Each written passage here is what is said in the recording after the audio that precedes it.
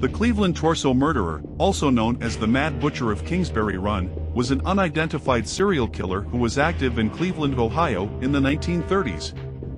The killings were characterized by the dismemberment of 12 known victims and the disposal of their remains in the impoverished neighborhood of Kingsbury Run. Most victims came from an area east of Kingsbury Run called the Roaring Third or Hobo Jungle, known for its bars, gambling dens, brothels, and high population of vagrants. Despite an investigation of the murders, the murderer was never apprehended. The official number of murders attributed to the Cleveland torso murderer is 12, although recent research has shown there could have been as many as 20. The 12 known victims were killed between 1935 and 1938.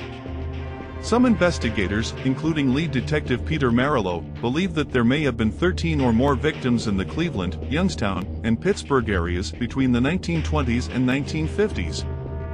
The victims of the torso murderer were usually drifters whose identities were never determined, although there were a few exceptions.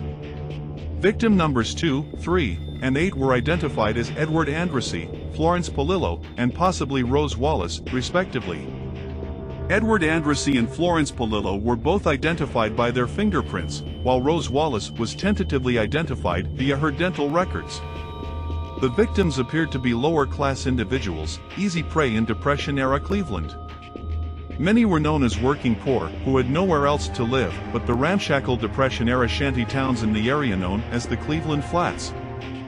The torso killer always beheaded and often dismembered the victims, occasionally severing the victim's torso in half or severing their appendages. In many cases, the cause of death was the decapitation or dismemberment itself.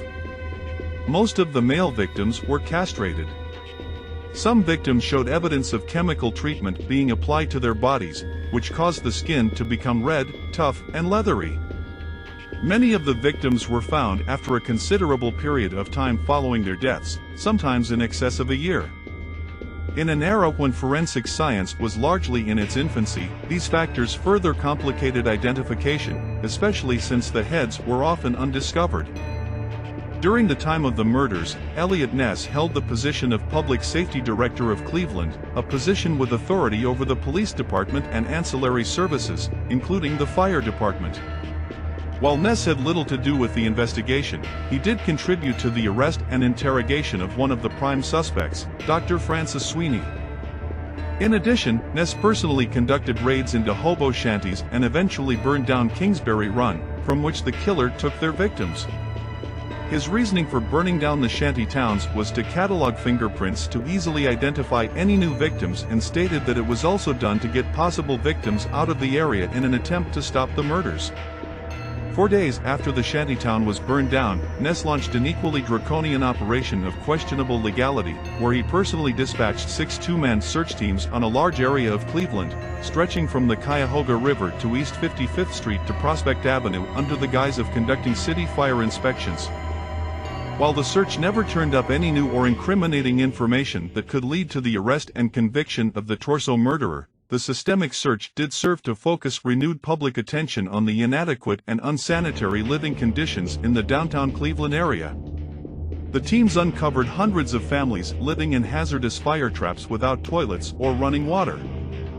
The interests of social reform did ultimately come to light, even if those of law enforcement did not. Several non-canonical victims are commonly discussed in connection with the torso murderer. The first was nicknamed the Lady of the Lake and was found near Euclid Beach on the Lake Erie shore in September of 1934. Only parts of her were found and matched with parts found at another shore in Perry.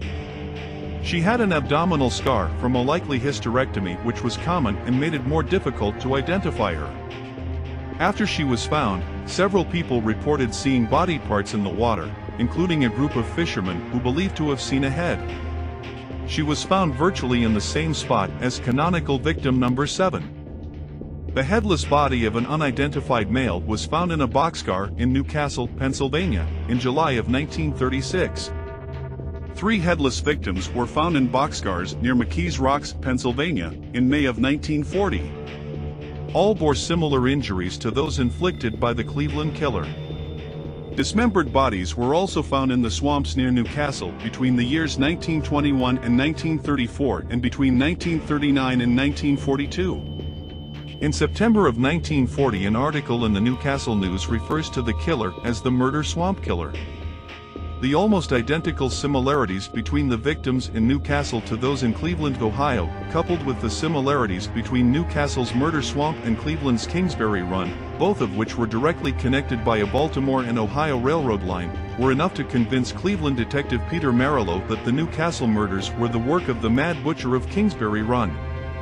Merylo was convinced the connection was the railroad that ran twice a day between the two cities. He often rode the rails undercover looking for clues to the killer's identity. In July of 1950, the body of 41-year-old Robert Robertson was found at a business on Davenport Avenue in Cleveland. Police believed he had been dead 6 to 8 weeks and appeared to have been intentionally decapitated. His death appeared to fit the profile of other victims. He was estranged from his family, had an arrest record and a drinking problem, and was on the fringes of society. Despite widespread newspaper coverage linking the murder to the crimes in the 1930s, detectives investigating Robertson's death treated it as an isolated crime. Authorities interrogated around 9,100 people during their investigation. The case became the largest police investigation in Cleveland history. Many were investigated and 1,000 crimes were solved from the dedicated police investigations. There were only two main suspects of the Torso murders, Frank Dolezal and Francis Sweeney. In August of 1939, a Cleveland resident named Frank Dolezal, who at one point lived with Polillo and also had connections to Andrassy and Wallace, was arrested as a suspect in Florence Polillo's murder. He later died in suspicious circumstances in the Cuyahoga County Jail while in the custody of Cuyahoga County Sheriff Martin O'Donnell. Dolezal was posthumously exonerated of involvement in the Torso slayings. Another suspected individual was Dr. Francis Sweeney. Born in May of 1894, Sweeney was a veteran of World War I and was part of a medical unit that conducted amputations in the field. After the war, Sweeney became an alcoholic due to pathological anxiety and depression derived from his wartime experiences. Additionally, during his military service, Sweeney was gassed in combat, which resulted in nerve damage. Sweeney was later personally interviewed by Eliot Ness. Before the interrogation, Sweeney was detained, and he was found to be so intoxicated that he was held in a hotel room for 3 days until he sobered up. During his interrogation, Sweeney is said to have failed to pass 2 very early polygraph machine tests.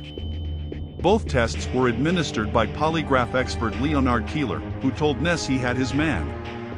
Ness apparently felt there was little chance of obtaining a successful prosecution of the doctor, especially as he was the first cousin of one of Ness's political opponents, Congressman Martin Sweeney, who had hounded Ness publicly about his failure to catch the killer.